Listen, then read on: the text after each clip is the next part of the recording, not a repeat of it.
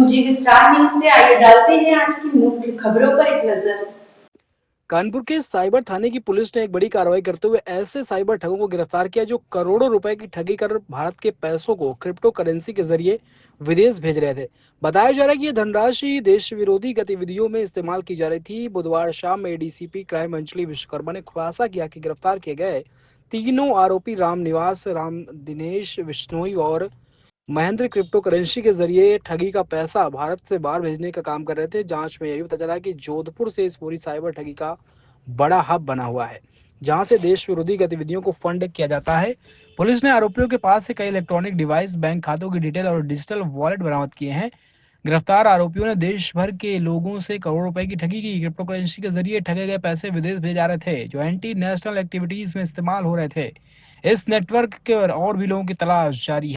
Cyber crime थाने ने और crime branch ने 54/25 जो क्राइम नंबर है जिसमें 2.52 करोड़ का साइबर फ्रॉड हुआ था, उसमें 3 लोगों को गिरफ्तार किया है, जिनका नाम है राम निवास और राम दिनेश बिश्नोई और महेंद्र।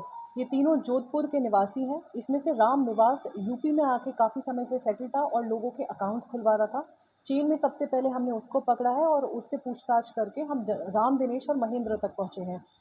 इस टोटल क्राइम का मोडस ऑपरेंडी ये है कि आपको कॉल आएगा, उस वादी को कॉल आया था, उसको ये बताया गया था कि आप क्रिप्टो में निवेश करिए, आपका पैसा डबल हो जाएगा। उसने 2 करोड़ से ज़्यादा पैसे उसमें लगाए हैं और इस वादी को 28 लाख के आसपास वापस भी मिल जा चुका है। ये पैसा राउट होते होते जोधपुर ही गया है और वहाँ पे यूएसडीटी जो क्रिप्टो करेंसी है एक, वो उसका लोभ देके वो क्रिप्टो करेंसी देश के बाहर थ्रू थर्ड पार्टी ऐप्स गई है। तो इसमें ना ही पैसा इंडिया में रोटेट कर रहा है, ना ही क्रिप्टो इंडिया में रोटेट कर रही है। और जो आईपीज़ हमें मिले हैं व्हाट्सएप के थ्रू, वो कंबोडिया की तरफ पॉइंट करते हैं, जिससे साइबर स्लेवरी का होने का अंदाज़ा भी हमको लग रहा है। तुम किस तरीके से पैसे करके यूज़ करते थे, लोग किस तरीके से क्या फंक्शन लेते थे? देखिए, पहले तो ये अकाउंट्स खुलवाएंगे और एक महिला एक पुरुष के 9 से 10 अकाउंट्स खुलवाएंगे आधार कार्ड में बार बार एड्रेस चेंज करके। उसके बाद इस अकाउंट में पैसा आएगा, वो पैसा विड्रॉ कर लिया जाएगा ताकि कैश एनालिसिस और जो हम बैंक एनालिसिस करते हैं उसकी चेन टूट जाए और फिर से उस कैश को डिपॉजिट किया जाता था एक अदर अकाउंट में, जो कि जोधपुर से हम लोग को लिंक मिला था।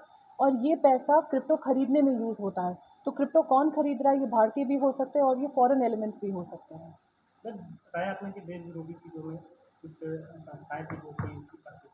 ऐसा देखने में आ रहा है कि जो क्रिप्टो करेंसी और जो पैसा इंडिया से बाहर जा रहा है वो रीराउट होके वापस इंडिया में बहुत सारी एक्टिविटीज़ और क्रिमिनल एक्टिविटीज़ में इस्तेमाल हो रहा है, जिसकी जांच अभी प्रचलित है।